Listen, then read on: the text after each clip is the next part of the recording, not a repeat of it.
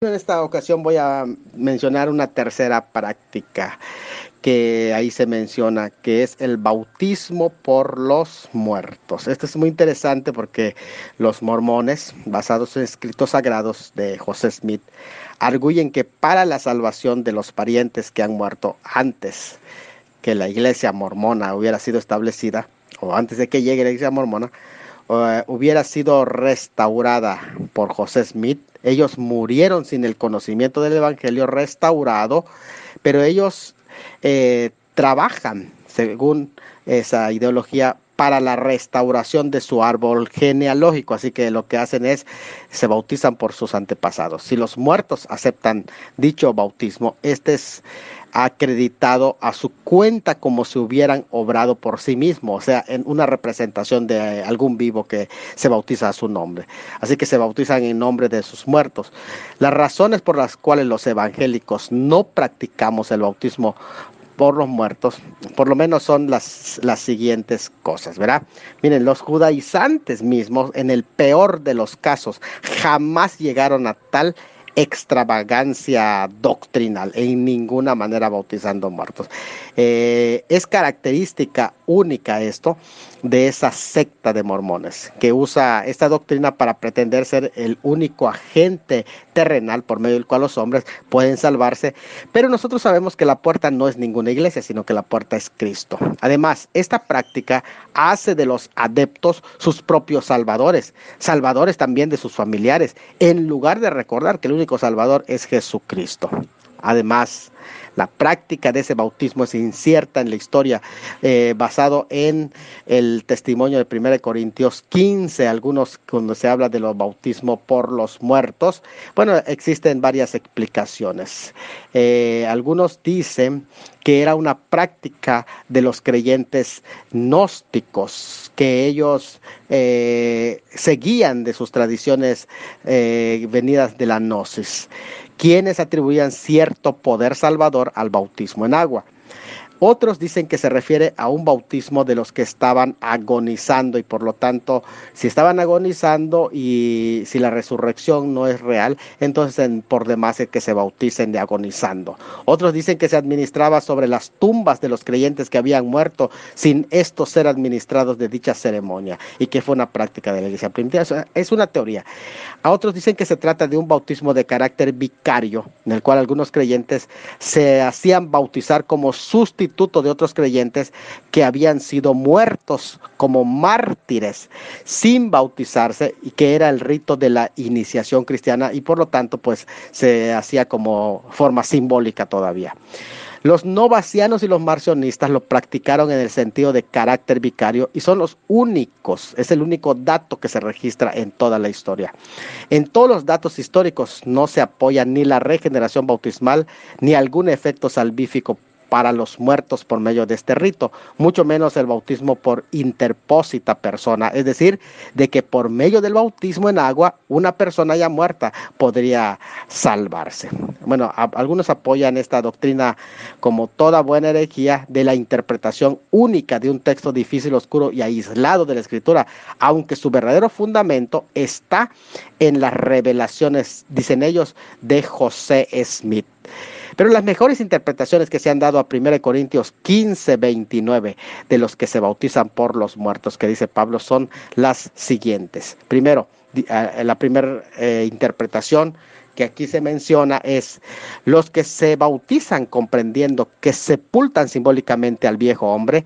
Es decir, los muertos se refieren al viejo hombre que es puesto a la muerte para que el nuevo hombre pueda ser resucitado en su lugar, por lo cual sería tonto poner en peligro a uno mismo ante un mundo hostil por un bautismo que diera imagen de la resurrección si en realidad no hubiera dicha resurrección. Otros interpretan así esto. Los que se rebautizan a causa de los muertos. Se refiere a los que se convertían y se bautizaban porque querían reunirse en la vida venidera con sus amigos y familiares que habían partido para estar con el Señor. Así que Él les dice, de nada sirve esta decisión si los muertos no resucitan. Otros dicen que la interpretación debería de ser los que se bautizan para ocupar el lugar de los líderes que murieron en el Señor. O sea, se dice que de aquellos que en la lucha toman el lugar de los caídos o muertos en Cristo por su propia profesión de fe hecha pública por el bautismo. El contexto de la expresión se haya explicado en el mismo capítulo. El versículo 18 explica, y el 29 y el 19 explica lo del 30 y 32. Si no hay resurrección, ¿para qué ocupar las posiciones de los que durmieron, peligrando de gratis como los soldados en guerra? ¿Y para qué me voy a poner a seguir a esos que murieron si los muertos no resucitan?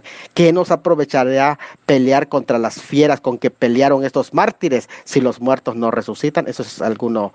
Algunos piensan también que se trata de una mención de las purificaciones judías que se hacían cuando alguien tocaba un muerto, de tal manera que lo que ahí está diciendo, si no, los muertos no resucitan, ¿para qué son esos lavamientos judíos que se hacen por los muertos? Bueno, en todos los casos mencionados se nota claramente esto. Cualquiera que fuere la solución más acertada del tema de Pablo, es la resurrección y no el bautismo, y que el bautismo es un testimonio a favor de la resurrección, siendo la creencia general de los creyentes que no todo se acaba en esta vida y que ninguno de ellos está aprobando en realidad el bautismo por los muertos como un medio para que se salven los muertos si no murieron salvos. Eso es una falsedad completa.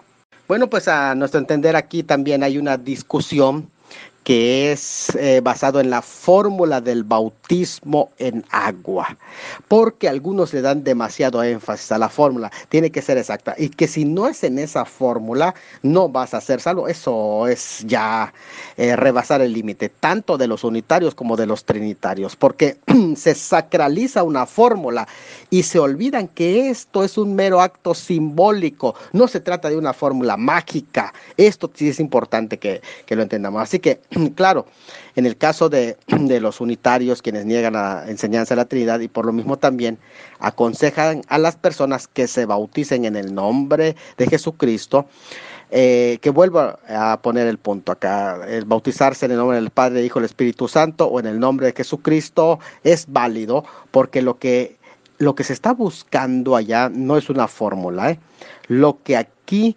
debemos de entender, claro, que viene un debate, pero vamos a ver algunos apoyos bíblicos, por ejemplo, de los que usan el bautismo en el nombre de Jesucristo, Hechos 2:38, Hechos 10:48 y Hechos 19:5. Y es bueno, claro que sí, hablar de las diferencias entre Mateo 28:19 y los pasajes de Hechos 2:38, 10:48 y 19:5. Vamos a ver diferencias entre Mateo 28 y Hechos. Y aquí yo voy a explicar esto entendiendo. Mire, en Mateo 28 se encuentra establecido la gran comisión, por lo tanto se trata de un mandamiento preciso. En Hechos 1 se señala el cumplimiento de esa comisión. En Mateo 28 se da un mensaje preciso, sí, con una fórmula bautismal.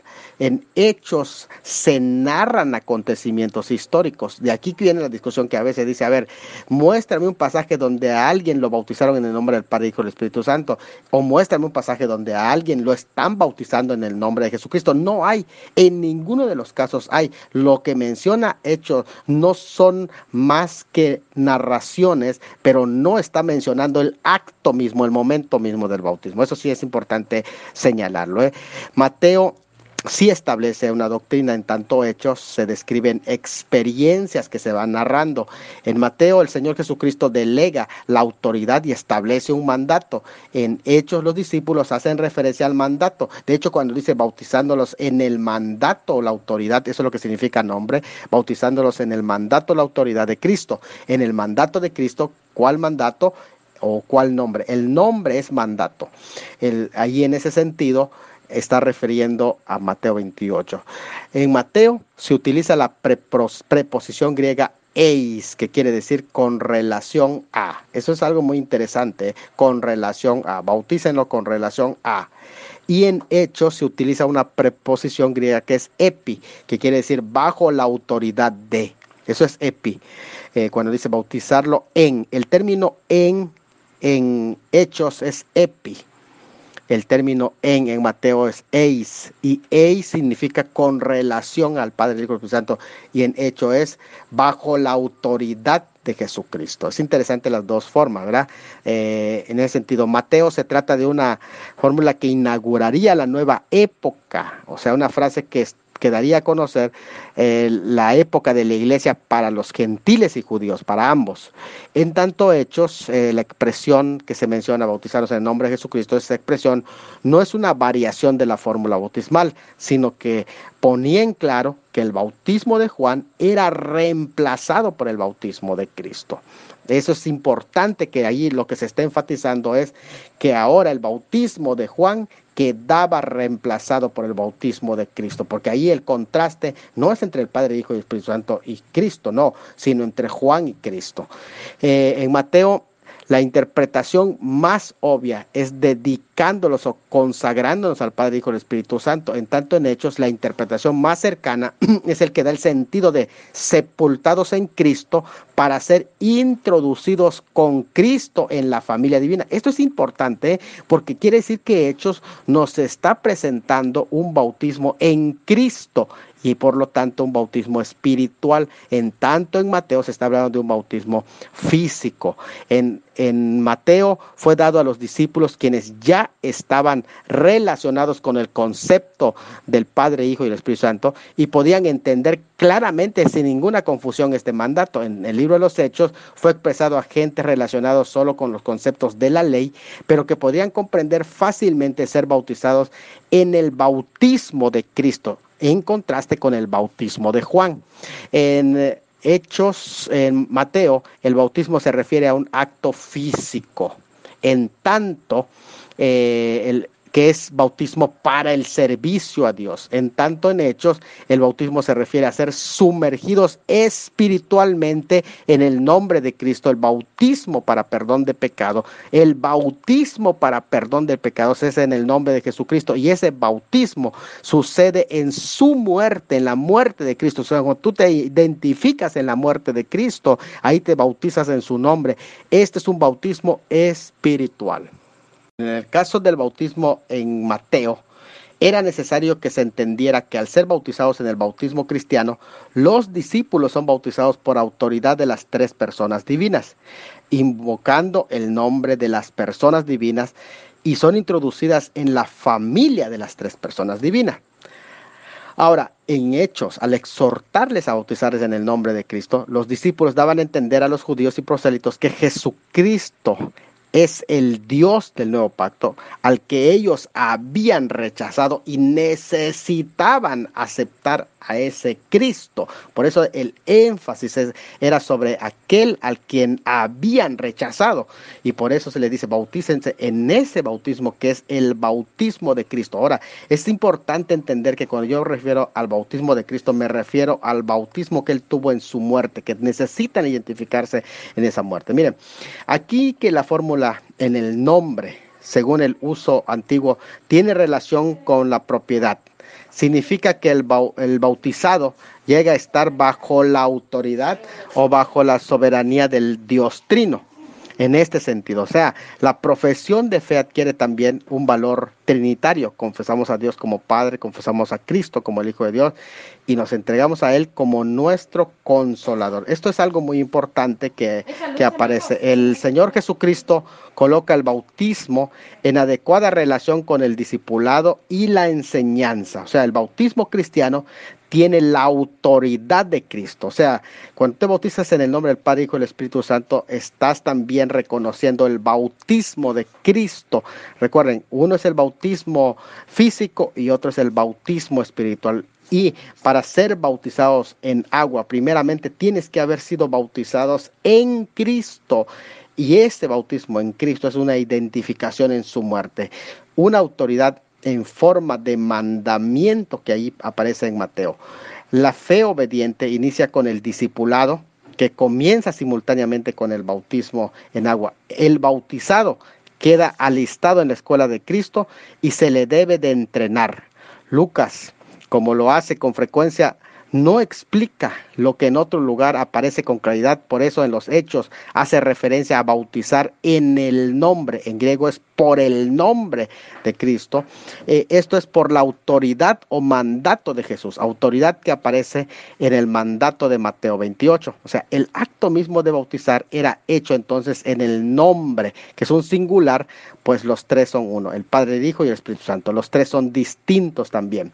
Este bautismo es para la adoración y servicio. Sin embargo, el ser bautizados en el nombre de Jesucristo es para perdón de pecados y es una experiencia espiritual. Lo vuelvo a reiterar y con eso termino este punto.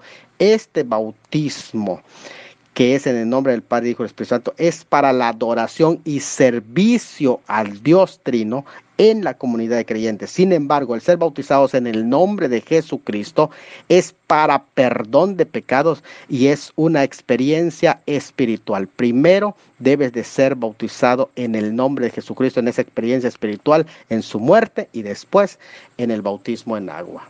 Bueno, pregunta número 4 de la sección del bautismo en agua. ¿Cuáles son los antecedentes del bautismo en agua?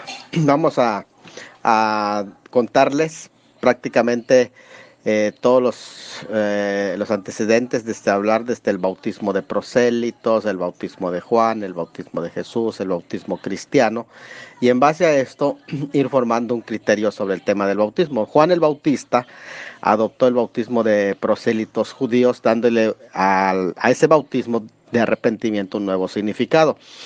El bautismo cristiano, a su vez, fue una adaptación del bautismo de Juan, pero ahora con un nuevo sentido y un significado que surgió con el bautismo de Jesús y su enseñanza sobre el tema.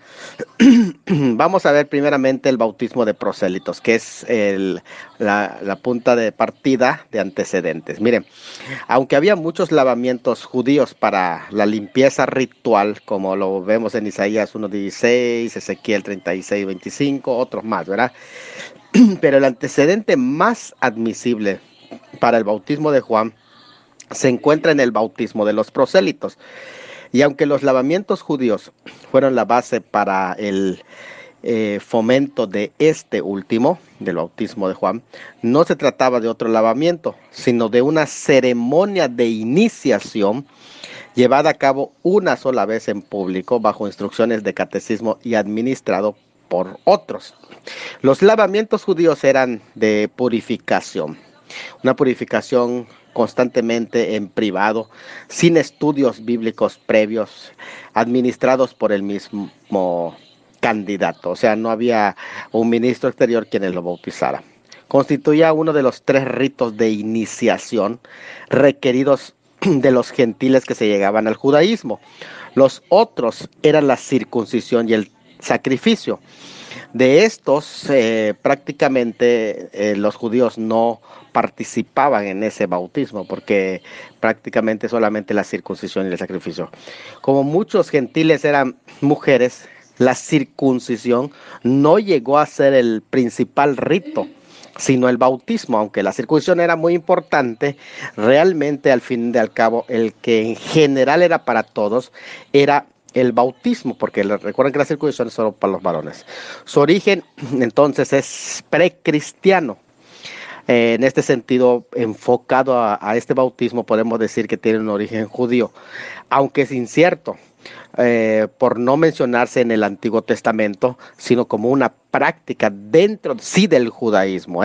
Sin embargo, fue una práctica común para los judíos, aunque en el Antiguo Testamento no se menciona, pero ya desde el siglo II antes de Cristo se habla de estos lavamientos, esos bautismos. Los escritos lo relacionan con un baño de todo el cuerpo en agua corriente, con la confesión de pecado, la alabanza, el perdón, el arrepentimiento, o teshuvá, y la preservación. Se trata de un rito de iniciación cuya característica principal era la inmersión, que se servía como signo de ruptura de la antigua vida gentil por medio de la aceptación de la nueva vida dentro del judaísmo, ayudado por el examen y sí la instrucción La instrucción de quién es de los dos, de los testigos que lo enseñaron, que señalaba la incorporación a Israel. En ese sentido, no concernía a un mero ritual de purificación, sino un cambio moral que implicaba o que involucraba o el que era simbolizado por lo menos en ese bautismo.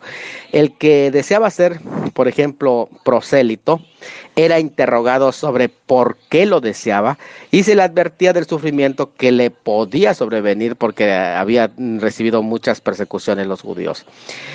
Mientras estaba en pie en el agua, se le leía algunos de los más livianos y duros mandamientos. Era tomado tan en serio que el prosélito era como un niño nacido de nuevo, así se le veía. Y esto es el contexto del que se toma el bautismo de Juan el Bautista, que es el que vamos a ver a continuación. Al igual que el de los prosélitos, el bautismo de Juan era por inmersión, como lo deja ver Juan 3:23. Señalaba la introducción a una nueva comunidad. Era un rito definido, aunque no meramente ceremonial, y presuponía una ruptura de la vieja vida, un cambio moral, la conversión de alguien que se entregaba al reino de Dios y a la consagración a la nueva vida. Además, los bautizados eran organizados de alguna manera, formando una comunidad proléptica o un núcleo de una comunidad mesiánica. En este sentido, al irse bautizando, iban formando un cuerpo de personas que tenían una misma mentalidad, una misma fe, por así decir. No obstante, hay claras diferencias entre el bautismo de prosélitos y el bautismo de Juan. Vamos a ver en este sentido. Mira, el bautismo de prosélitos era un poco semi-privado, en tanto el bautismo de Juan era público. El bautismo de prosélitos era válido autoadministrárselo. En el caso del bautismo de Juan, era administrado por el bautista. Hay varios pasajes que ahí tenemos. El bautismo de prosélito era para ser prosélitos a los gentiles. El bautismo de Juan era un llamado al arrepentimiento, ya no a los prosélitos, sino a los judíos. Fíjate interesante hacia dónde se enfocaba, ¿no? El bautismo de prosélitos indicaba una entrada de un gentil a Israel. El bautismo de Juan indicaba la incorporación de un judío a la comunidad que esperaba el reino de Dios. El bautismo de prosélitos era definido para ingresar al pueblo judío. En el caso, era definitivo para ingresar al pueblo judío. En el caso del bautismo de Juan, era escatológico, pues miraba hacia la venida del Mesías que vendría a establecer su reino.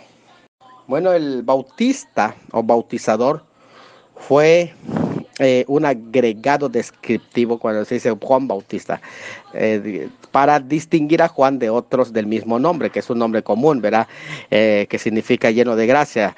En este sentido, su papel era nuevo y único en bautizar a otros, y fue conocido como bautismo de arrepentimiento para perdón de pecados, en Marcos 1:5, y practicarán ellos la justicia social, porque ese es el enfoque. Se bautizaban en arrepentimiento para que practicaran la justicia social. Lucas 3:10 al 14 así lo define. Además, reconocía que su bautismo era limitado y él mismo habló de uno que no bautizaba con agua, sino con el Espíritu Santo y fuego, es decir, de un bautismo que procedía del Señor Jesucristo, que es el que bautizaba con el Espíritu Santo, que es totalmente diferente al bautismo en agua. Bueno, vamos a ver ahora el bautismo de Cristo. Cuando hablamos del bautismo de Cristo, necesitamos entender qué estamos diciendo. Miren, si el bautismo de Juan era para arrepentimiento y Cristo se bautizó en ese bautismo de Juan sin tener pecado, ¿por qué lo hizo? Bueno, eso es interesante. Antes que nada hay que recordar que sí fue bautizado por Juan, pero que ese bautismo fue excepcional en muchos sentidos y lo podemos descubrir en la lectura de Mateo 3:13 al 17. Primeramente fue requerido por Jesús mismo, pero no por necesidad de algún arrepentimiento, sino fue analógico, es decir, comparativo.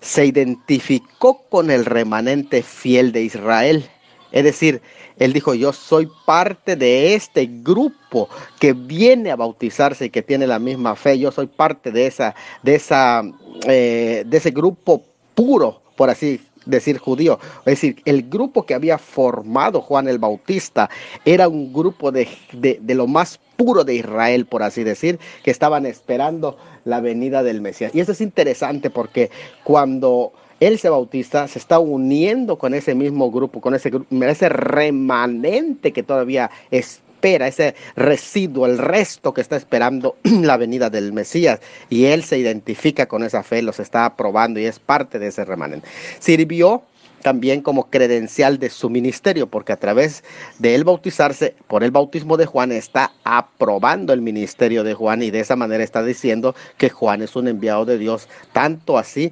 que él se suma en su ministerio.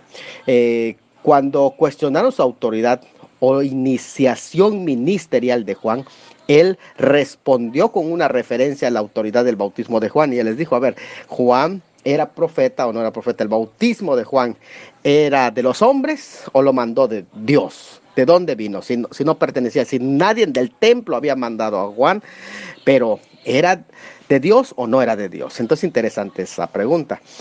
Juan se oponía diciéndole que él mismo necesitaba ser bautizado por Jesús.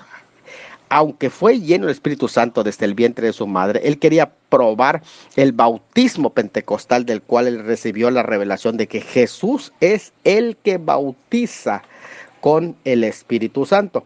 Y entonces es interesante porque Juan entendió que Jesús no necesitaba del bautismo, pues no había pecado en él. Cristo se puso en lugar del hombre en todos los aspectos, siendo el sustituto perfecto al tomar nuestro lugar. Por lo tanto, también toma el bautismo como parte de los requerimientos mesiánicos.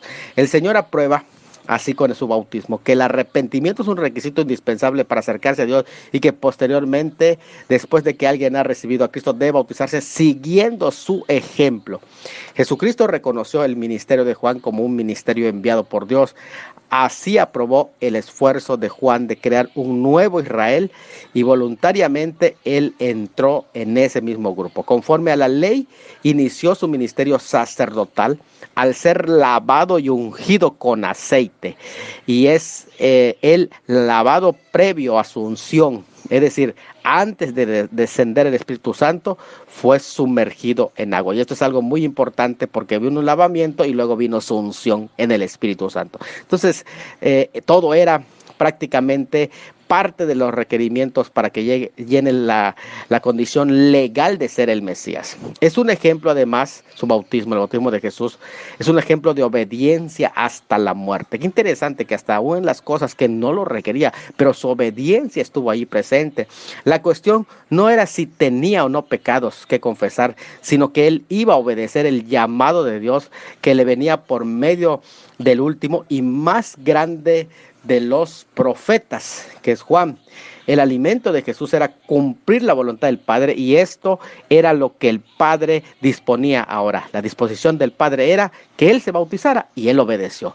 Además, sirvió como el primer momento público del bautismo para aprobar su ministerio, dándole así autenticación e indicando a todos cuál era su misión, porque del cielo hubo una presentación del Hijo. Este es mi Hijo amado en el que tengo contentamiento. Así que fue una presentación, por la oportunidad también, el momento exacto para hacer la presentación pública de su ministerio. Bueno, pues el bautismo de Cristo también señala adelante, no solo en su muerte en la que hemos de participar, sino Pentecostés, en la nueva comunidad que se estaba dando. Es decir, que el bautismo posterior que iba a venir en el Espíritu Santo. Entonces su bautismo en agua quedaba atrás de él y su bautismo en muerte se agitaba. ¿Cuál es su bautismo en muerte? Su bautismo en su muerte estaba viniendo. Entonces, aquí entendemos tres cosas interesantes: el bautismo en agua, su bautismo en muerte que se agigantaba. pero era necesario para que preparare el bautismo en el Espíritu Santo. Era interesante porque era necesario para que preparare el bautismo en el Espíritu Santo. Es decir, tres bautismos que encontramos ahí en Cristo. Primero, su bautismo en agua, que estaba prácticamente como la apertura de su ministerio, su bautismo en muerte, que sería bañado en su propia sangre, y su bautismo por el Espíritu Santo en Pentecostés, cuando derramaría el Espíritu Santo sobre la iglesia. Sin embargo, no solo fue bautizado por Juan en el Jordán, sino que el bautismo de Cristo se basaba en el que tuvo lugar en el día de su muerte. El Señor habló de un bautismo que no es el bautismo en agua en Marcos 10:38, que es el bautismo en su muerte. Su bautismo en agua es una proclamación de su bautismo en muerte y del Pentecostés. El bautismo en agua puede estar en el cuadro simbólico de Romanos 6:3. Sin embargo, la referencia inmediata, al igual que en muchos otros pasajes, es el bautismo en muerte, que se llama el bautismo en Cristo. ¿Qué es el bautismo en Cristo? Es el bautismo en su muerte. Nosotros somos bautizados en Cristo, en el nombre de Jesús, cuando morimos con Cristo, cuando Él murió. Nosotros morimos. La muerte de Cristo se transforma en una realidad salvadora, que aquí es interesante, en una realidad salvadora presente. La muerte a la que muere ahora el creyente con Jesús es como la muerte del Gólgota, una muerte al yo, una entrega a la propia vida, de esta vida a otro. Y aquí hay muchos pasajes que aquí tengo que respaldan esta afirmación. Por tanto, ser bautizados en Cristo es ser colocados en Cristo y sumergidos en Él. Esto es interesante porque cuando nosotros entendemos esta parte de ser bautizados en Él, ser bautizados en su cuerpo, en la iglesia, más no la iglesia como organización, sino la iglesia como organismo, es decir, al momento de recibir a Cristo, somos insertados por el Espíritu Santo dentro del cuerpo, por lo tanto bautizados en su cuerpo. El bautismo en agua es la expresión de ese bautismo interior de muerte, en el cual el creyente es hecho uno con Cristo, es decir, realmente el bautismo en agua simboliza el verdadero bautismo del creyente, que es su bautismo en Cristo y su bautismo en su pueblo, siendo una nueva criatura. El que tiene valor salvífico, entonces, no es el bautismo en agua, sino su bautismo en su muerte.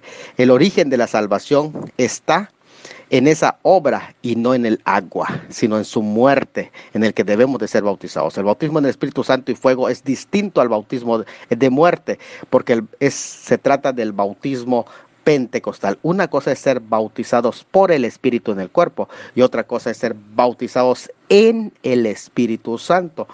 El bautismo en el Espíritu Santo es un bautismo de fuego. Juan bautizaba en agua, pero Jesús bautizaba en el Espíritu Santo, que aquí encontramos un acto totalmente diferente. El Espíritu mismo es el bautismo en fuego que Jesús trae, simbolizado en el día de Pentecostés con las lenguas de fuego sobre las cabezas. No consiste como el anterior, que estamos hablando del bautismo de su muerte, en ser bautizados en el cuerpo, sino ser bautizados en el Espíritu. Se trata de una experiencia entonces subsiguiente a la salvación, distinta al bautismo en el cuerpo y distinta al bautismo de agua. Su evidencia radica inicialmente en el hablar en otras lenguas y posteriormente en el ejercicio de los dones carismáticos.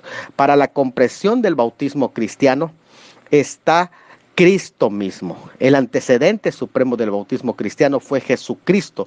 Su bautismo en agua es una proclamación de su bautismo en su muerte y del bautismo en Pentecostés. Entonces en Cristo mismo encontramos tres bautismos: el bautismo en agua, el bautismo en su muerte y el bautismo en Pentecostés. Entonces su bautismo en agua al comienzo y su bautismo en muerte al final de su ministerio proveen la verdadera base para la práctica y significado del bautismo cristiano. Pero la experiencia pentecostal nos introduce a otra dimensión del bautismo de Cristo. Bueno, pues hablemos ahora del bautismo cristiano. El bautismo de los cristianos se distingue del bautismo de Cristo, en primer lugar, por el significado. ya que Cristo era sin pecado y no necesitaba arrepentimiento. En el caso nuestro, nuestro bautismo, por el contrario, es una señal de arrepentimiento, de limpieza, muerte y resurrección. Es significativo. 2, la identificación. Cristo se identificó con su pueblo, pero era distinto a su pueblo. Nosotros nos identificamos con Cristo en su obra redentora, aunque no nos convertimos en redentores. Es interesante eso. La dirección señalaba hacia adelante el bautismo de Cristo, que era la cruz y Pentecostés. Nuestro bautismo señala hacia atrás, que es a su obra sustitutiva. Y aunque nuestro bautismo afirma nuestra muerte y resurrección con Cristo, hay un sentido en el que no podemos seguirle, porque Él es Cristo, Él es el Señor y nosotros somos pecadores, salvados solamente por su gracia. Nosotros le seguimos en su bautismo. Por fe somos bautizados en Cristo, en su cuerpo y en su muerte. En nuestro bautismo ocupamos el papel de siervo sufriente, porque así vive y continúa su ministerio en nosotros. El rito de Juan miraba hacia adelante, hacia un hecho de la historia que iba a ocurrir. Llamó al bautismo en anticipación de una nueva época. El bautismo cristiano, sin embargo, era la proclamación de que esa época ya había llegado. Entonces encontramos ese contraste entre el bautismo de Juan, que anunciaba la llegada pronta de esa época. El bautismo cristiano dice, ya está aquí esa época. El bautismo cristiano en el libro de los Hechos está relacionado, entre otras cosas, con la predicación, la enseñanza, la convicción, el arrepentimiento, la fe, el bautismo, la venida del Espíritu Santo, la imposición de manos y hasta el hablar en lenguas. Entonces resumimos las características principales del bautismo cristiano y los podemos englobar en unas seis cosas correctas. El bautismo cristiano requiere de un ministro correcto, que es una ordenanza dada a la iglesia y administrada por un escogido de Dios. Así lo menciona Juan 1:33, Mateo 28:19 al 20. También requiere no solamente un ministro correcto enviado por Dios, sino un creyente correcto. Esta fe incluye necesariamente la confesión de la fe del candidato, como en Hechos 8:37. También habla de una manera correcta. Jesús, Juan el Bautista y Felipe, todos practicaron la inmersión. Razones correctas. Debe ser hecho para testimonio e identificación como hijo de Dios, testimonio de la gracia salvadora de Cristo, testimonio de la obediencia a uno de los mandatos cardinales del Señor Jesucristo y como ejemplo para que otros lo sigan. Además, debe involucrar una simbología correcta. De acuerdo a Romanos 6:2 al 13, la inmersión simboliza que el creyente ha muerto a su vieja vida de pecado, muerte. Sumersión, que es el sumergimiento, simbolizando la decisión hecha por el creyente de cambiar de vida, y eso se llama sepultura. Y la emersión, son tres cosas: inmersión, sumersión y emersión. La emersión, que simboliza el inicio de una nueva vida en Cristo, y para Cristo, que quiere decir volver a resucitar en Cristo. Entonces, interesante las tres cosas que simboliza. Ahora, viene una pregunta interesante. ¿Qué consejos, se ofrecen a los que desean ser ministrados con dicha ceremonia? Vamos a dar algunos consejos. Primero, consejos sobre la preparación espiritual. Primero, requiere un arrepentimiento genuino, el creer en Cristo, el desear hacerlo en realidad porque es algo voluntario. Porque muchos son bautizados sin ser salvos. Todos somos salvos, no por el bautismo, sino por fe en Cristo. Y nadie debe ser bautizado sin ser salvo. Pero nadie debe ser salvo y no bautizarse. Voy a volver a repetirlo. Muchos son bautizados sin ser salvos. Todos somos bautizados salvos no por el bautismo. Nadie debe ser bautizado sin ser salvo, pero nadie debe ser salvo y no bautizarse. Así que encontramos pues que el requisito para bautizarse no es ser perfectos, sino ser hijo de Dios. Es todo lo que tú necesitas. Seremos perfectos solo al llegar al cielo, pero allí no habrá bautismos. Eso es para los que estamos aún sobre la tierra. El no querer comprometerse puede ser un obstáculo. De antemano estás comprometido desde el momento en que escuchaste el Evangelio, ya estás comprometido y tienes que tomar una decisión.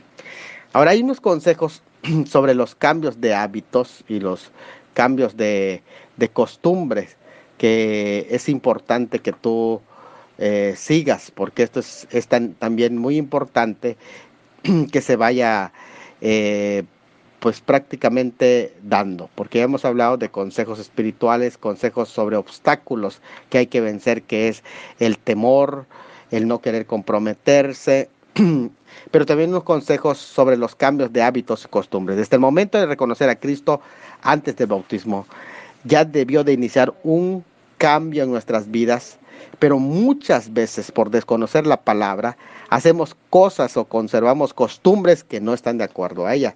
Dentro de las áreas que debemos de cambiar, se encuentran el lenguaje.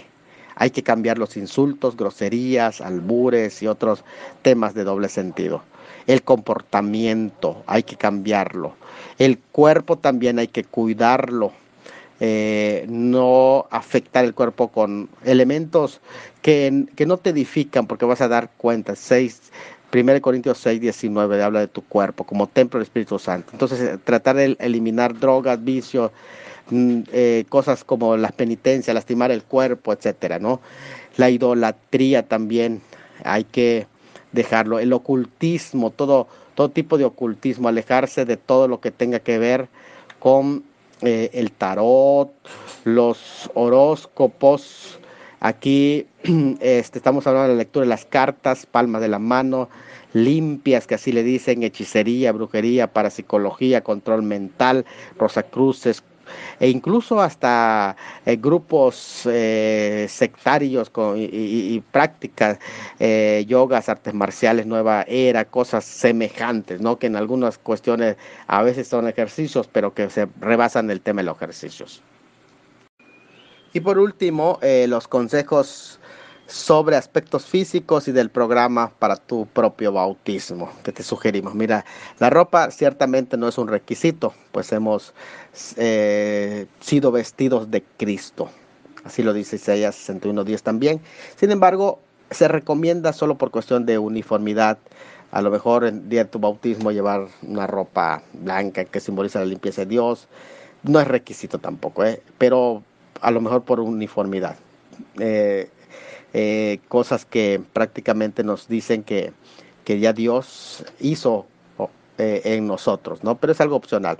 Si lo que se recomienda es no usar ropas que, por ejemplo, al mojarse transparentes, sobre todo las damas, que lleven toallas también, ropa para cambiarse enseguida, para felicitarlos, ¿no? El día de su bautismo. Pero son sugerencias que también es bueno que los que, por ejemplo, no son los que son ministrados con esta ordenanza, pues pueden realizar, si quieren, ¿no? Es también opcional, un convivio con todo el pueblo del Señor, porque es una forma de darle acción de gracias al acto y sobre darle énfasis, aunque tampoco es obligatorio, pero solo si sale de un corazón agradecido y se lo permiten las circunstancias es bueno hacerlo. También es bueno que quienes son ministrados entreguen a lo mejor una ofrenda especial como agradecimiento al Señor por esta administración especial, o en la noche también interesante, o en la hora que lo señalen, pueden ser ministrados con la recepción de su membresía, y a lo mejor tengan que firmar algún documento por escrito donde se comprometen a guardar las normas de su iglesia. Una advertencia también: siendo el bautismo administrado por la iglesia local, no se debe de caer en legalismos en cuanto a formas, sino hay que ser flexibles y adaptarse a las circunstancias. Eso sí, necesariamente se requiere que la persona que es el ministro también tenga cierta experiencia sobre dónde se van a usar. La razón por la que decimos esto es que en muchas ocasiones cuando se hacen bautismos en ríos caudalosos, también tienen que ver la seguridad, no vaya a ser que causen algún cierto accidente. Entonces hay que seguir todas las instrucciones que el ministro va dando, para que así, por la seguridad de los propios miembros que se van a bautizar. Bueno, pues con esta terminamos la tercera sección del libro propedéutico eclesiástico. Bienvenido a la iglesia. Saludos. Muy buenos días al grupo de Instrucción Teológica. Soy el pastor Salomón de la Cruz, autor del libro propedéutico eclesiástico.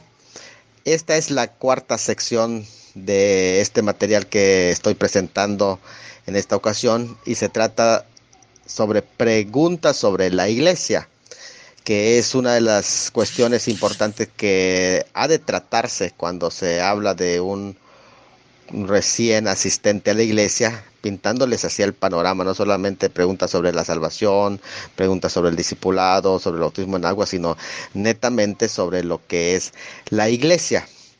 Y para eso hay dos pasajes bíblicos que es bueno enfatizarle en esa sesión, que es 1 Corintios 1:10, en donde se menciona que todos hablemos una misma cosa y hay un mismo sentir y no hay entre nosotros divisiones, como Filipenses 3:12 al 19, donde precisamente se menciona el tema de proseguir hacia adelante y la unidad. Bueno, todos esos pasajes revelan la necesidad de que todos tengamos las mismas metas para que podamos mantener la unidad de una iglesia local, porque si ha de asistirse en una congregación local, también ha de aprender a mantenerse la unidad de la misma, que es vital, que es importante, como lo muestra en esta imagen donde se habla de la portada de preguntas sobre la iglesia. Bueno, allí encontramos algo muy importante que se da en una iglesia local. Y hay una parte que aquí se nos invita a pasar de un creyente aislado. Mucha gente cuando llega a la iglesia simplemente asiste temerosamente, le teme al compromiso, le teme a la participación, le teme a involucrarse y entonces vive como un cristiano hasta extraño. Nunca ama la iglesia porque no se involucra en la iglesia. La idea es pasar de ser un cristiano aislado a pertenecer, a ser un miembro comprometido donde sirve a Dios en la unidad del cuerpo de Cristo. Entonces la invitación es esta: únete al propósito de esta iglesia. Es decir, esta iglesia debería de estar, como cualquiera de las iglesias del Señor, movida por una meta bien definida y comprometida con los 5 áreas que Cristo ordenó a la iglesia. Entonces, si deseas integrarte, tendrás que conocerlas y al unirte a nosotros, dejarás de estar solo, pues pertenecerás a nuestra gran familia. Hay un gran compromiso, haz un gran compromiso hoy con la gran comisión y el gran mandamiento. Vamos pues a la primera pregunta de preguntas sobre la iglesia. Quiero comenzar haciendo esta pregunta: ¿qué es un verdadero cristiano? ¿Y qué es una falsa iglesia? Miren, ser cristiano no es un sistema de cualidades diferentes que cada creyente debe mostrar todo el tiempo, como una doctrina correcta, comportamiento correcto o ideas correctas. Realmente el punto de vista bíblico es que el cumplimiento de ciertas doctrinas o requerimientos éticos no hace a una persona cristiana, sino que, ¿qué es lo que hace a una persona cristiana? Pues su relación con Jesucristo. El verdadero cristiano es el que ha cambiado de dirección y se mueve hacia Cristo. La conversión original se trata pues de un proceso que durará toda la vida. En lugar de alejarse de Cristo, de ahora en adelante la persona se va moviendo, acercándose cada vez hacia Él, o sea, en dirección de Él. Y entonces hay gente que está más cerca de Cristo, otras un poquito más lejos, pero todas las que se están moviendo hacia Cristo son cristianos, no importa en qué punto de su movimiento se encuentren hacia Cristo. No es posible convertirse y luego permanecer en el mismo punto el resto de su vida, porque necesita entrar en un proceso de conversión. El creyente verdadero se va moviendo hacia Cristo. Puede que alguien esté más lejos de Él, pero si se mueve hacia Él, ese es un verdadero cristiano. Sin embargo, puede que alguien esté más cerca de Cristo, pero si no se está moviendo hacia Él, ya dejó de ser cristiano. Es interesante eso, ¿no? Porque la diferencia entre un cristiano verdadero y un no cristiano se mira prácticamente al descubrir en qué dirección se está moviendo la persona, no cuán lejos o cuán cerca está de Cristo, sino hacia qué dirección se está moviendo. Si se está moviendo hacia una dirección contraria hacia donde está Cristo, entonces no es cristiano, le ha dado la espalda. Es necesario aclarar, entonces, antes de continuar, que cuando se usa el término verdad, porque estamos hablando que es verdadera iglesia, en la Biblia no se trata de un concepto abstracto, teórico, impersonal o doctrinal. Según la Biblia, la verdad es histórica, específica y personal. La verdad vino y se nos instruye a practicar esa verdad. La verdad es lo que sucede, es lo que Dios hace. Conocer a Dios no es tampoco un acto abstracto y teórico, sino que es un acontecimiento profundamente personal. ¿Qué es conocer a Dios? Es sinónimo de tener una relación de amistad con Dios. Cristo dijo: yo soy la verdad. Esta es una afirmación absoluta, especial, y no algo que se pueda confundir con la afirmación abstracta que puede manifestarse incluso en el asentimiento de una doctrina ortodoxa. La verdad absoluta no es una doctrina sobre Jesús, sino es la persona de Jesús. Él es la verdad. Asentir a los dogmas más ortodoxos, estar de acuerdo con ellos sobre Jesús, no es lo que conduce a la verdad, sino lo que te conduce a la verdad es una relación personal con aquel que dijo que sí, que Él era la verdad. Que Él era la verdad. Lo contrario a la verdadera iglesia es la iglesia falsa y errónea. La iglesia falsa es una aquella cuyas estructuras no han sido justificadas según lo útiles que son para el desarrollo efectivo de la iglesia, es decir, no están siendo de edificación de la iglesia. De hecho, en 1 Corintios capítulo 10, versículo 23, ya se nos muestra este concepto. 10:23, primeramente, en donde dice: todo me es lícito, pero no todo conviene. Todo me es lícito, pero no todo edifica. Y en 16:2 también dice: cada primer día de la semana cada uno de vosotros ponga aparte según haya prosperado, guardándolo para que cuando yo llegue no se recojan entonces ofrendas. Bueno, aquí encontramos algo muy interesante, que es el principio de edificación.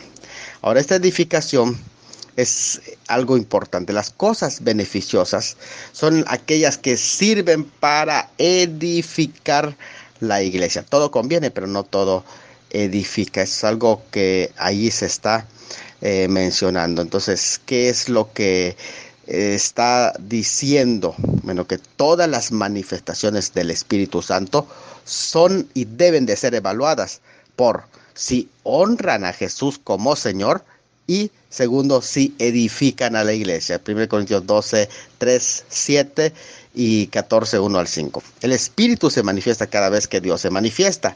Es decir, el Espíritu Santo quien produce en nosotros la funcionalidad de edificación.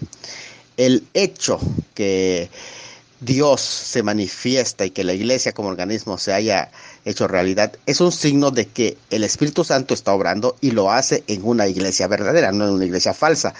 Ahora, la verdadera iglesia, que es una pregunta continua, por eso estoy abundando sobre el tema de la verdadera iglesia, entonces, no es una estructura institucional estática, es decir, algo que y es su nombre y estas son sus... No, eso es algo externo.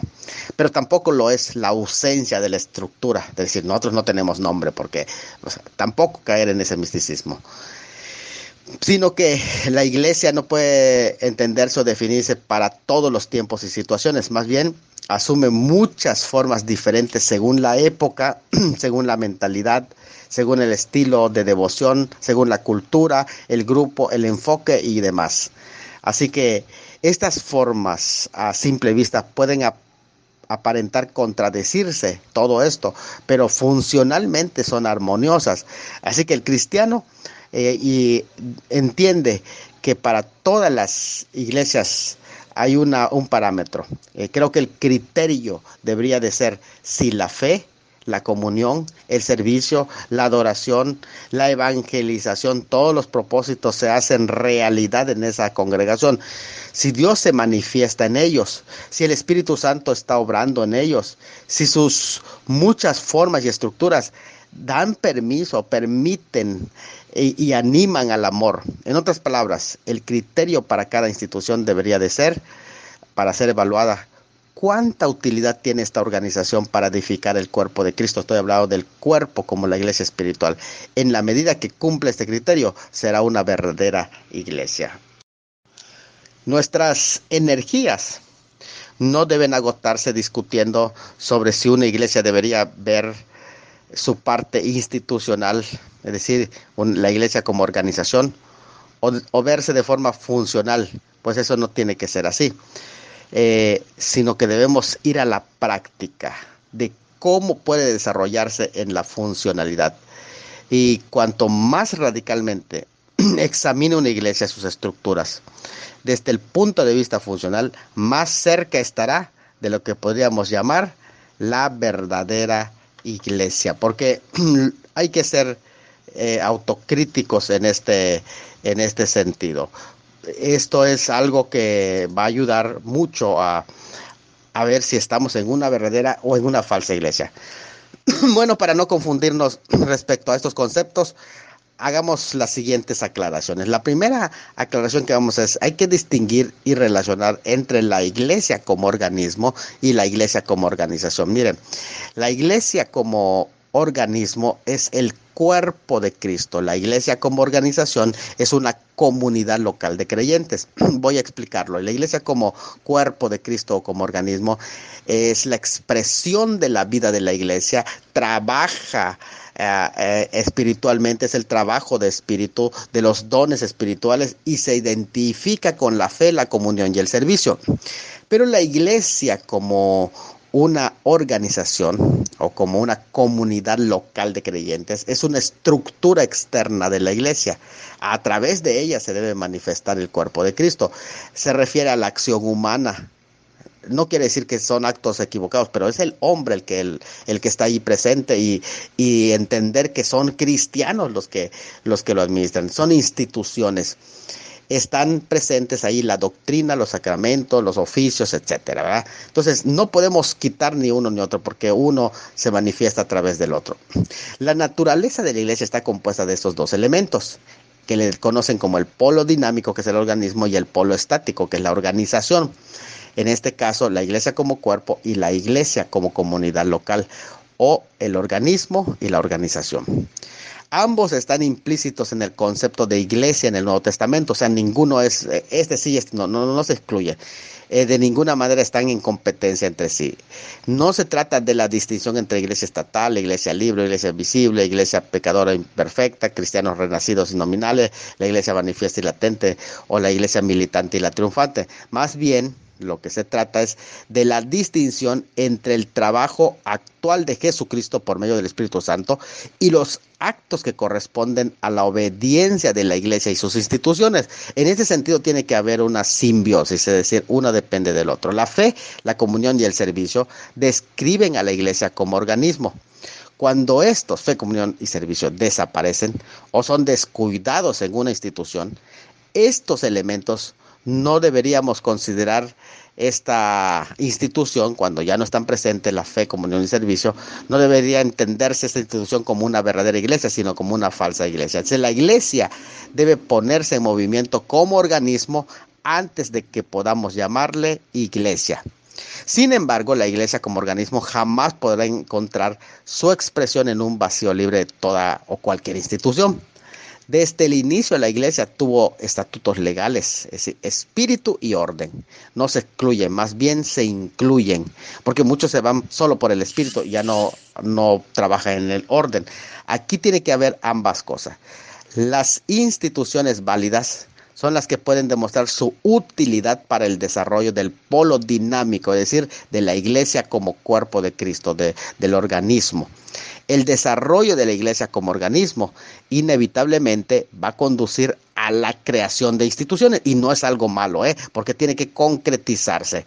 El objetivo de estas instituciones debe de ser servir de utilidad al desarrollo de la iglesia como organismo. Entonces, el organismo de la iglesia se vale de las instituciones organizadas de la iglesia. Siempre que este flujo recíproco esté intacto, la relación entre ambos, podemos decir, entre ambos, que es organización y organismo, será armoniosa. La tensión, ¿cuándo surge? Cuando esta relación se ve interrumpida y entonces hay choque entre la organización y el organismo. Cuando no encaja la organización con el organismo, o cuando hay problemas entre organización y organismo, entonces hay problema ya.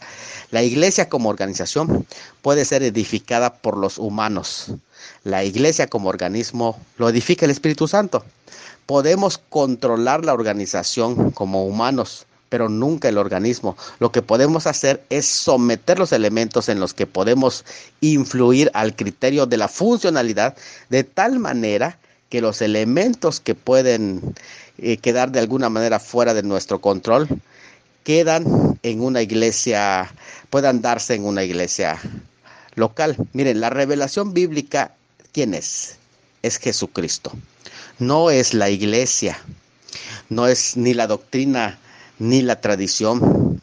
Esto es importante que lo entendamos. La fe en Él es el acontecimiento mediante el cual lo que Cristo ha hecho objetivamente en la cruz hace 2000 años lo hizo, se convierte en una fe subjetiva o dentro de nosotros. Entonces la fe es el restablecimiento de nuestra relación con Dios. En castellano el término fe quiere decir creer que algo es verdad, lo cual constituye una distorsión a veces un poco intelectualista del concepto de la fe bíblica, siendo que el Nuevo Testamento, la palabra fe griega que es pistis, no significa aceptar una doctrina, sino confiar en Dios. Habla de compromiso, de renuncia a la seguridad interna y garantías externas, es decir, completa dependencia de Dios. Esa es la fe, una completa dependencia y entrega a Dios. Luego, estar en Cristo es lo mismo que estar en la iglesia. Cristo vive en y a través de la iglesia, que es su cuerpo. La comunión con Cristo, que en el griego la palabra comunión, ya todos sabemos que es koinoneo, incluye la comunión entre cristianos, koinonía. Está la comunión con Cristo, se le llama koinoneo, y la comunión entre cristianos se llama koinonía. Ambas, la comunión con Cristo como con los cristianos, significa compartir dando y compartir recibiendo. Es un feedback, yo te recibo la comunión y te doy comunión. Una decisión por Cristo individualista no va a ser suficiente. Y la conversión de un alma, de una vida, siempre incluye convertirse en un cristiano responsable en la iglesia. La comunión con Cristo conduce a la comunión con los cristianos entre sí. O sea, no es una fe que es individualista. Como ser cristiano significa ser miembro del cuerpo de Cristo, no puede, por lo tanto, existir el cristiano pasivo. Así que es algo insostenible. Quien habla de miembros muertos. Habrá miembros débiles y enfermos en el cuerpo, pero es inconcebible que haya miembros muertos, y si existen deberán amputarse rápidamente antes de que dañen el resto del cuerpo. El ministerio del Verbo Divino es asignado a todos aquellos cristianos que no desean de dejar de ser cristianos. ¿Por qué razón?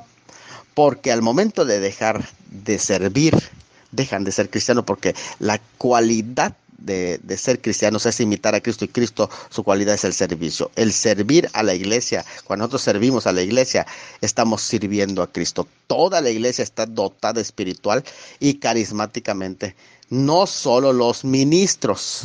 Esto se llama, este concepto en el protestantismo, el sacerdocio universal de los creyentes. Todos los creyentes tienen ciertos dones, pero no todos tienen todos los dones. Y cuando el Espíritu Santo da a todos los cristianos por lo menos un don, da una posición y una función que cumplir dentro del cuerpo de Cristo, precisamente para permitir que ese servicio de dones es necesario estructurar la iglesia. Por lo tanto, no queremos pensar que somos parte de una falsa iglesia, sino una iglesia donde se mueve la edificación de la iglesia como cuerpo y también se mantiene la relación con la estructura de la iglesia local, pero a la vez no quiero ser un falso cristiano, sino alguien que confía en Cristo y que desarrolla sus dones en una comunidad local. Pregunta número 2. ¿Cuáles son las bases de los objetivos de esta iglesia en donde me están invitando a pertenecer? Miren, una declaración de propósitos efectiva debe de expresar lo que la doctrina de la iglesia del Nuevo Testamento enseña. Nosotros no decidimos esos propósitos, solo los descubrimos en las Escrituras. Cristo prácticamente estableció en su ministerio los propósitos. Es algo bíblico, por lo tanto, pero cada congregación debe de reafirmarlos, estudiarlos, siempre procurando darlos a conocer en forma breve para que todas las personas en la iglesia puedan recordarlo y transmitirlo. Además, deben de ser medibles, estando en condición de evaluarse al final de cada periodo de tiempo que se está cumpliendo, proveyendo así una norma específica mediante el cual pueda revisarse o mejorar lo que la iglesia hace, o sea, manejar una especie de evaluación. Miren, los 5 propósitos de la iglesia basados en la Gran Comisión y el Gran Mandamiento. Hay una frase arriba, un gran compromiso con la Gran Comisión y el Gran Mandamiento harán crecer una gran iglesia. Bueno, la Gran Comisión tiene 3 partes. Ir y predicar el Evangelio a toda criatura, primera parte. Hacer discípulos a todas las naciones, segunda parte. Bautizándolos en el nombre del Padre, Hijo y del Espíritu Santo, tercera parte. Gran mandamiento, primer mandamiento de todos es: oye Israel, nuestro Dios, el Señor tu Dios uno es, y amarás al Señor tu Dios, etc. Segundo parte del gran mandamiento: amarás a tu prójimo como a ti mismo. ¿Qué es ir y predicar el Evangelio? Es el evangelismo. En otras palabras, en esta iglesia nuestra misión es evangelizar, presentar o proclamar a Cristo a todo el mundo. Lo segundo que dice, hacer discípulos, enseñándoles. Este es el discipulado. Nuestros principios debemos de enseñarlos, ayudando a las personas a que se parezcan a Cristo. Eso es el discipulado. En tercero, bautizándolos. Eso tiene que ver con la integración a la comunión. Así que nuestra familia recibe como hermanos identificados, comprometidos a los miembros que se bautizan. Pero también está el gran mandamiento: amarás al Señor tu Dios. Ese amar al Señor tu Dios es adoración. Así que nuestro amor a Dios y nuestra fortaleza se adquieren y expresan cuando glorificamos a Dios con nuestras vidas completas. Pero a tu prójimo como a ti mismo. ¿Cómo se concreta el amor al prójimo? A través del servicio cristiano. Así que nuestra función en la iglesia es que, de acuerdo a nuestros dones, podamos satisfacer las necesidades de los demás. Y esto es el propósito en general de la iglesia. Voy a enviárselos en un cuadro para que tengan allí también este resumen. Bueno, aunque son muchos, bastantes, los pasajes que describen lo que la iglesia debe ser y hacer, hay 2 declaraciones de Jesús que lo resumen: el gran mandamiento de Mateo 22, 37 al 40 y la gran comisión de Mateo 28, 18 al 20. Así que un gran compromiso con el gran mandamiento y la gran comisión harán crecer una gran iglesia. Miren, en esta iglesia entonces manejamos estos 5 propósitos. El propósito número 1 se llama adoración. Amarás al Señor tu Dios con todo tu corazón. En otras palabras, la iglesia existe para adorar a Dios. Amamos a Dios con todo el corazón adorándole. No importa si estamos solos o en un grupo pequeño o grande.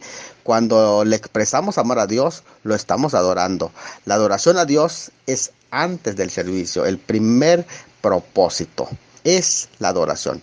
Nunca nos ocupemos de trabajar tanto para Dios que no tengamos tiempo para expresar nuestro amor a Dios a través de la adoración. Además, a través de la adoración nos fortalecemos. Esto es algo muy importante.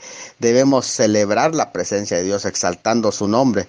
Así que disfrutemos la responsabilidad de expresarle nuestro amor a Dios. Propósito 2, servicio. Amarás a tu prójimo como a ti mismo. Así que la iglesia existe para ministrar a la gente.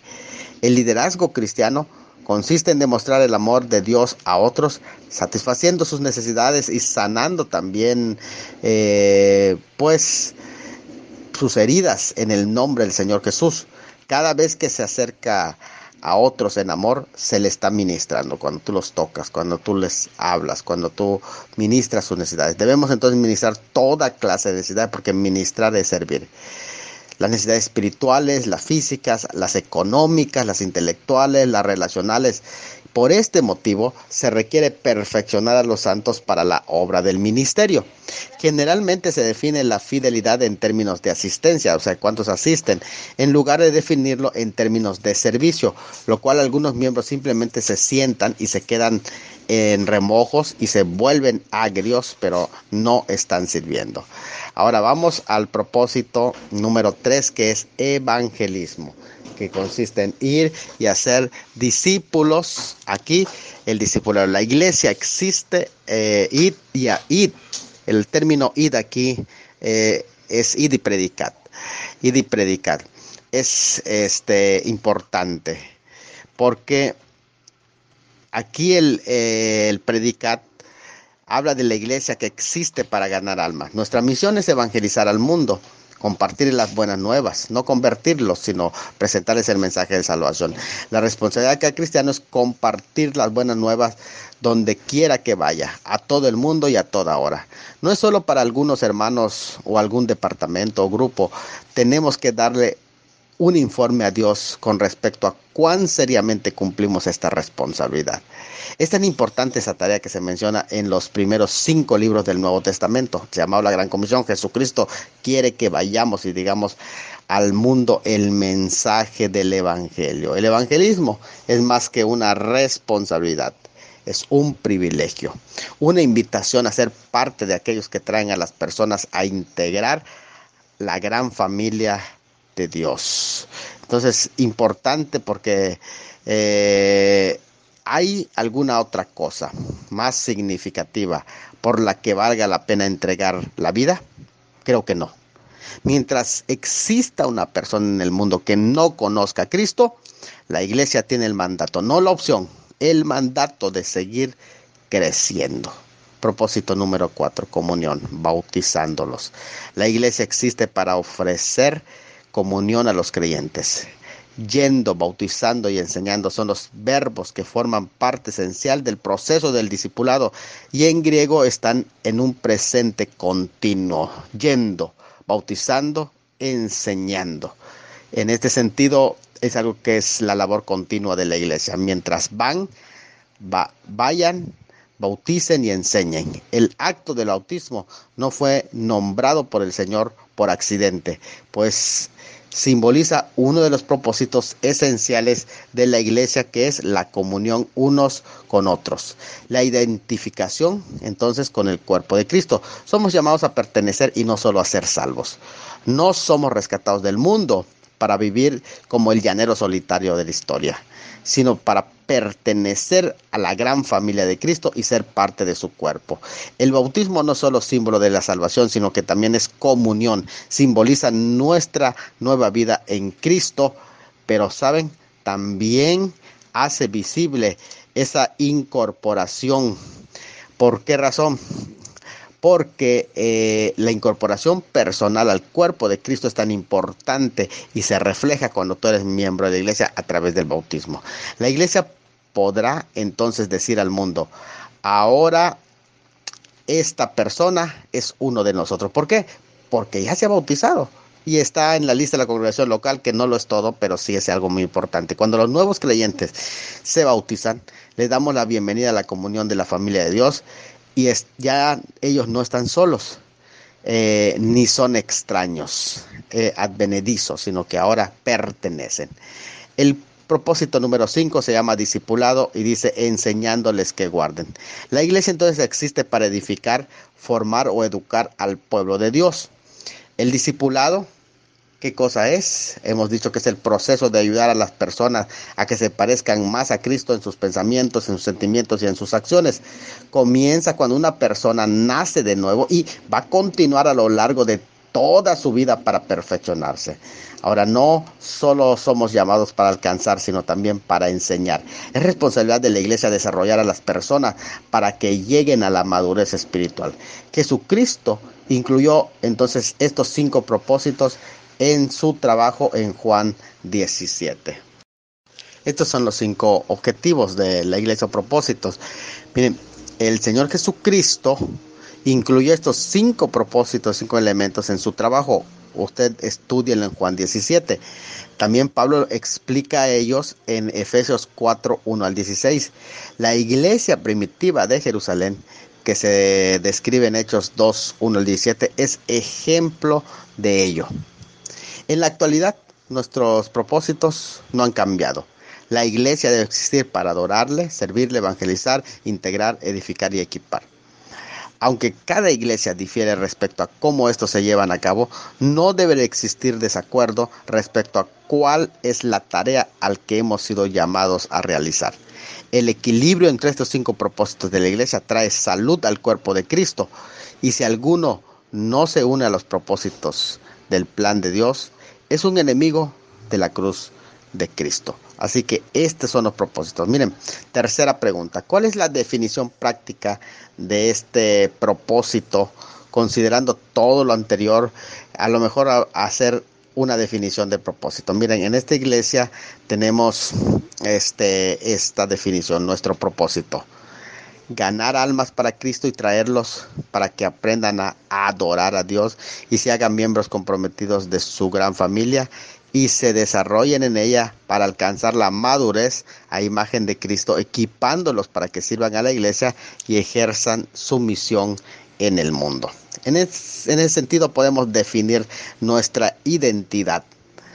Tenemos una declaración escrita, sencilla, inspiradora, ascendente, específica, práctica y acorde con el propósito de la iglesia, como lo declara Proverbios 29, 18. Esta declaración identifica también el rumbo que la iglesia debe de seguir. Así que vamos a ver cuál sería esta identidad. Podríamos decir, la iglesia tal, somos una congregación cristiana evangélica que existe para ministrar hacia afuera a la comunidad a través del evangelismo y misiones, hacia arriba a Dios a través de la adoración y hacia adentro a sus miembros a través de la comunión, el discipulado, el servicio cristiano, para así crecer sanamente. Bueno, ese propósito, esa identidad puede memorizarse y a lo mejor pegarse en alguna manta que ahí quede para que cada uno vea cómo se está llevando el rumbo de esta organización. Nuestras direcciones, el propósito de la iglesia se resume en ministrar y se enfoca hacia 3 direcciones. ¿Cuáles son las direcciones? Hacia afuera, hacia arriba y hacia adentro. Esos están incluidos en la definición de propósito que hemos visto. Hacia afuera está la comunidad, hacia adentro está Dios, hacia adentro, están los miembros y hacia arriba está Dios. A ver, hacia afuera en la comunidad hay 2 propósitos, evangelismo y misiones. Hacia arriba Dios está la adoración, pero hacia adentro está comunión, discipulado y servicio cristiano. Ahí están los 5 propósitos. Nuestras audiencias, cuando se hace un programa, se diferencia cuáles son los tipos de gente, o por el grado de compromiso que ellos tienen con su relación con Cristo. Tú no vas a hacer, por ejemplo, un programa evangelístico para que reciban a Cristo los líderes, sino cada uno tiene sus diferentes prácticamente enfoques. Por ejemplo, el propósito de evangelismo se aplica para ministrar a la comunidad, los no convertidos. El propósito de oración se aplica para ministrar a la multitud de gente que asiste regularmente a la iglesia. El propósito de comunión se aplica para ministrar a la congregación, los que son ya miembros o van a ser miembros. El propósito de discipulado se aplica para ministrar a los miembros que están comprometidos. Y el propósito de servicio se aplica para perfeccionar a los ministerios de la iglesia. Cada uno de ellos debe de recibir un trato y un adiestramiento especial, un acercamiento especial. Miren, podemos entonces decir como una forma de escalera, la comunidad, la multitud, la congregación, los discípulos y arriba los líderes. Miren, a la comunidad el propósito debe ser alcanzarlos, a la multitud motivarlos, a la congregación relacionarlos en el interior o enseñarles a relacionarse, a los discípulos madurarlos y a los líderes capacitarlos para ser líderes potenciales, a los líderes potenciales capacitarlos. Entonces, los de la comunidad son los que viven apartados de Cristo. Los de la multitud son los que oyen acerca de Cristo, y los de la congregación tienen una relación con Cristo y la iglesia. Los discípulos se desarrollan en Cristo, pero los líderes son los que ministran a Cristo. Así que nuestro proceso de perfeccionamiento, basado en Efesios 4, 7 al 16, es el siguiente en los 5 escalones: evangelismo, comunión, discipulado, servicio cristiano y adoración. Resumimos: evangelismo es comunicación de las buenas nuevas a los que todavía no tienen una relación personal con Él.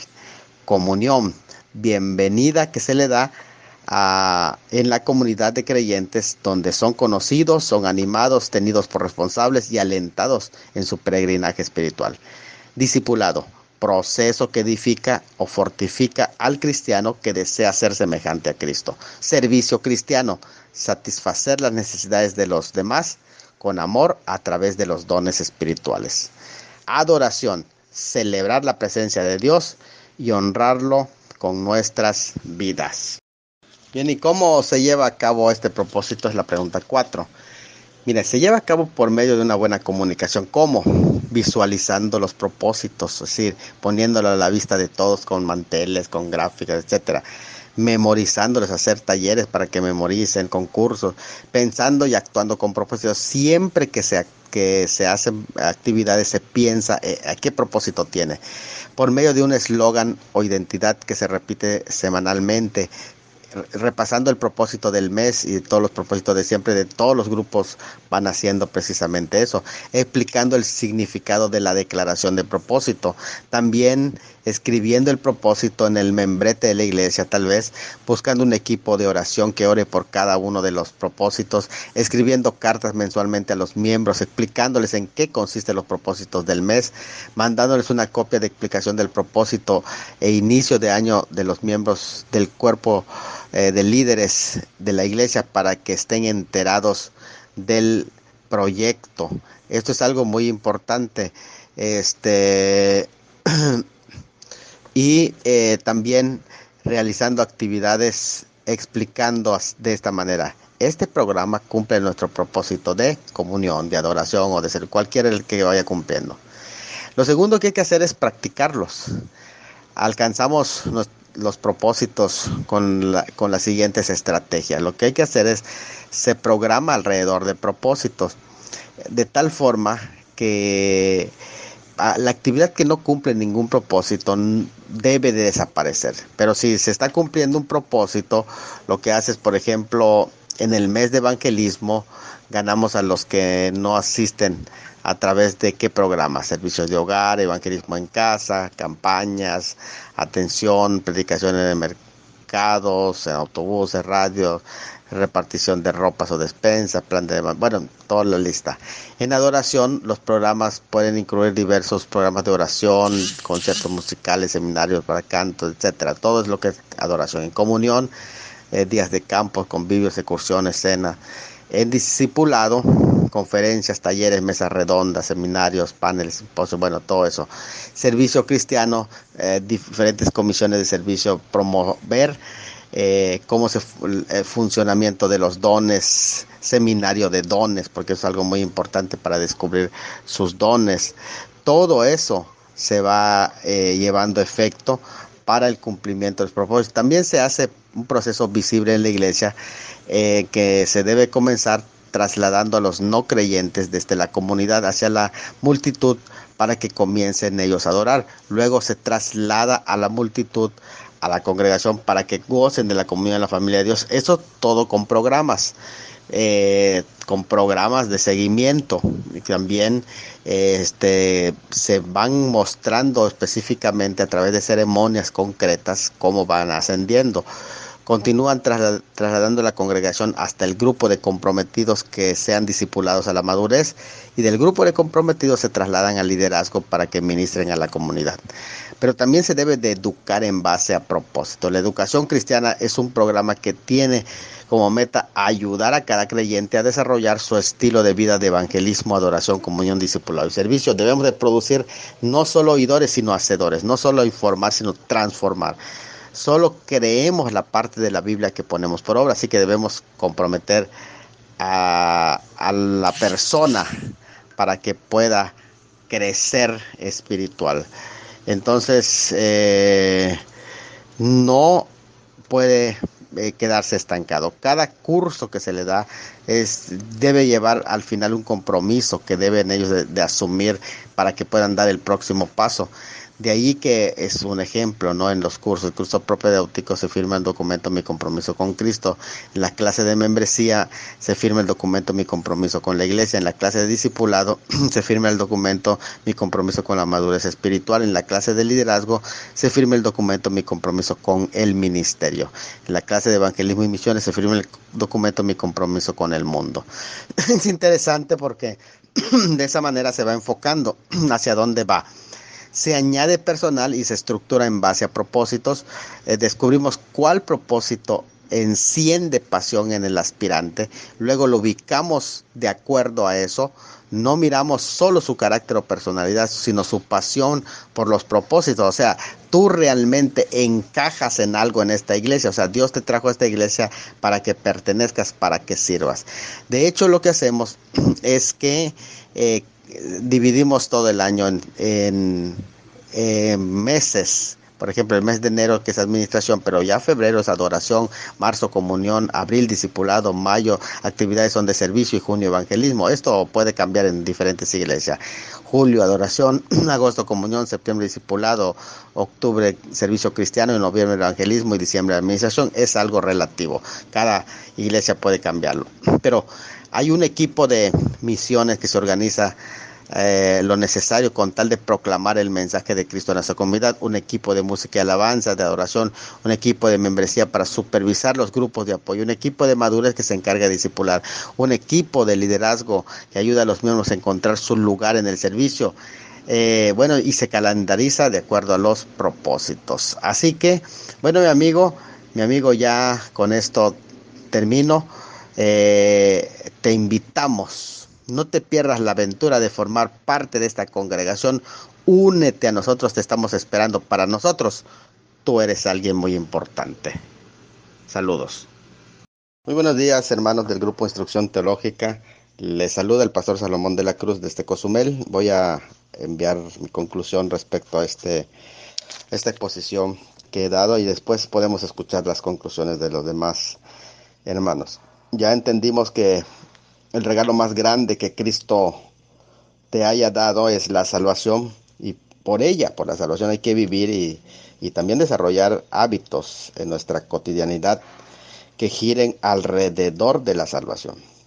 Cristo prácticamente se debe de convertir para nosotros en el centro de todo, absolutamente todo, y nuestro crecimiento y relación con Él debe ser nuestra prioridad, o sea, el número uno. Uno de los primeros pasos de obediencia a Él es el bautismo en agua, el cual nos introduce en la familia de Cristo, la familia de la fe. Por lo tanto, debes pedir el bautismo en agua ahora si has creído que Dios te ha crucificado en Cristo y estás plenamente convencido ante Dios de estar ya muerto al pecado. Y si ya no piensas seguir viviendo en el antiguo mundo, prepárate con todo y por completo para este nuevo mundo, nuevo pacto.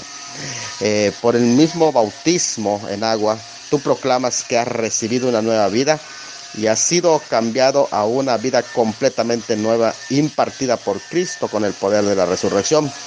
Y el sello de que estar feliz en esta maravillosa familia es que aceptas aún este ritual de integración que es el bautismo. Eso es un sello. No te avergüences de tu familia espiritual. La ventaja de esta familia espiritual, a diferencia de la familia física, es que esta tú la eliges. aceptando voluntariamente amarlos, servirles y hacer equipo con esta nueva familia. Bueno, así que te reto a formar parte de esta gran familia y aceptar el hecho de tu nueva identidad en Cristo. Luego de haber concluido tus estudios propedéuticos, te toca entonces tomar la decisión al siguiente paso de obediencia, que es el bautismo en agua. Dios te bendiga y que la pases súper bien.